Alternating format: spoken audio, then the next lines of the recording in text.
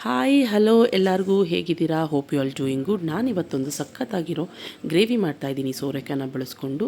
So ಈ ಸೋರೆಕಾಯಿನ first ನಾನು ಹೊರಗಡೆ ಸಿಪ್ಪೆ ಎಲ್ಲ ತೆಕ್ಕೊಂಡು ಮತ್ತು ಒಳಗಡೆ ತಿರುಳು ಕೂಡ ತೆಕ್ಕೊಂಡು ಚಿಕ್ಕದಾಗಿ ಕಟ್ ಮಾಡಿ ಇಟ್ಕೋತಾ ಇದ್ದೀನಿ. ಸೊ ಅದ್ರ ಜೊತೆಗೆ ನಮಗೆ ಬೇಕಾಗಿರೋ ಅದರ್ ಇಂಗ್ರೀಡಿಯೆಂಟ್ಸ್ ಫ್ರೈ ಮಾಡ್ಕೊಳ್ಳೋದಕ್ಕೆ ಕರ್ಬೇವಿನ ಸೊಪ್ಪು, ಸಾಸಿವೆ, ಈರುಳ್ಳಿ, ಟೊಮೆಟೊ, ಅರಿಶಿನ ಪುಡಿ, ಎಣ್ಣೆ, ರುಬ್ಕೊಳ್ಳೋದಕ್ಕೆ ಚಕ್ಕೆ, ಲವಂಗ, ಜೀರಿಗೆ, ಸೋಂಪು, ಕಾಳುಮೆಣಸು, ಕಡಲೆ ಕಾಯಿ, ಶುಂಠಿ, ಬೆಳ್ಳುಳ್ಳಿ, ಕೊತ್ತಂಬರಿ ಸೊಪ್ಪು ಮತ್ತು ಸಾಂಬಾರು ಪೌಡರ್. ಸೊ ಇಷ್ಟು ಇಂಗ್ರೀಡಿಯೆಂಟ್ಸ್ನ ನಾವು ಒಟ್ಟಿಗೆ ಇಟ್ಕೋಬೇಕು. ಸೊ ಫಸ್ಟು ಒಂದು ಕುಕ್ಕರ್ ತೊಗೊಳ್ಳೋಣ. ಆ್ಯಸ್ ಯೂಶ್ವಲ್ ಎಣ್ಣೆ ಹಾಕಿ ಅದಕ್ಕೆ ಸಾಸಿವೆ, ಕರ್ಬೇವಿನ ಸೊಪ್ಪು, ಈರುಳ್ಳಿ, ಟೊಮೆಟೊ ಹಾಕಿ ಸ್ವಲ್ಪ ಅರಿಶಿನ ಪುಡಿನೂ ಮಿಕ್ಸ್ ಮಾಡಿಕೊಂಡು ಚೆನ್ನಾಗಿ ಹುರ್ಕೋತಾ ಇದ್ದೀನಿ. ಸೊ ಒಂದು ಲೆವೆಲ್ಗೆ ಗೋಲ್ಡನ್ ಬ್ರೌನ್ ಆಗ್ತಿದ್ದಂಗೆ ನಾನು ಚಿಕ್ಕದಾಗಿ ಕಟ್ ಮಾಡ್ಕೊಂಡಿರೋ ಸೋರೆಕಾಯಿ ಕೂಡ ಆ್ಯಡ್ ಮಾಡ್ಕೋತಾ ಇದ್ದೀನಿ.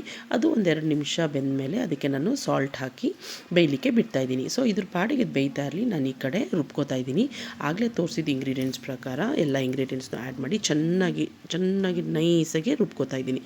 ಸೊ ಇದೊಂದು 5 ನಿಮಿಷ ಸೋರೆಕಾಯಿ ಬೆಂದಮೇಲೆ ಈ ರುಬ್ಕೊಂಡಿರೋ ಮಸಾಲಾನ ಮಿಕ್ಸ್ ಮಾಡ್ತಾಯಿದ್ದೀನಿ. ಸೊ ಅದೊಂದು 5-10 ಮಿನಿಟ್ಸ್ ಲೋ ಸಿಮ್ಮಲ್ಲಿ ಬೇಯಿಸಬೇಕು, ಯಾಕೆಂದರೆ ಅದು ಹಸಿ ವಾಸನೆ ಎಲ್ಲ ಹೋಗಬೇಕು. ಅದಾದಮೇಲೆ ಎಷ್ಟು ಬೇಕಾಗುತ್ತೆ ಅಷ್ಟು ನೀರನ್ನ ನೋಡ್ಕೊಂಡು ಹಾಕಬೇಕು. ಚೆನ್ನಾಗಿ ಗ್ರೇವಿ ಥರ ತುಂಬ ಸಾಂಬಾರು ಥರ ಬೇಕು ಅಂದರೆ ಸ್ವಲ್ಪ ಜಾಸ್ತಿ ನೀರು ಹಾಕೋಬೋದು.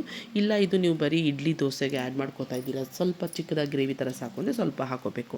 ಯಾಕೆಂದರೆ ಸೋರೆಕಾಯಿಲೇ ನೀರು ಬಿಡೋದ್ರಿಂದ ಜಾಸ್ತಿ ನೀರು ಹಾಕಿದ್ರೆ ತುಂಬ ತೆಳ್ಳಗಾಗಿಬಿಡತ್ತೆ. ಸೊ ನಾನು ಇದನ್ನು ಸೋರೆಕಾಯಿನ ಇವತ್ತು ದೋಸೆ ಜೊತೆ ಕಂಬೈನ್ ಮಾಡಿದ್ವಿ. ಸೊ ತುಂಬ ಚೆನ್ನಾಗಿತ್ತು ಟೇಸ್ಟು ತಿನ್ನಲಿಕ್ಕೆ. ಸೊ ನೀವು ಕೂಡ ಟ್ರೈ ಮಾಡಿ ಹೇಗೆ ಬಂತು ಅಂತ ಫೀಡ್ಬ್ಯಾಕ್ ಹೇಳಿ.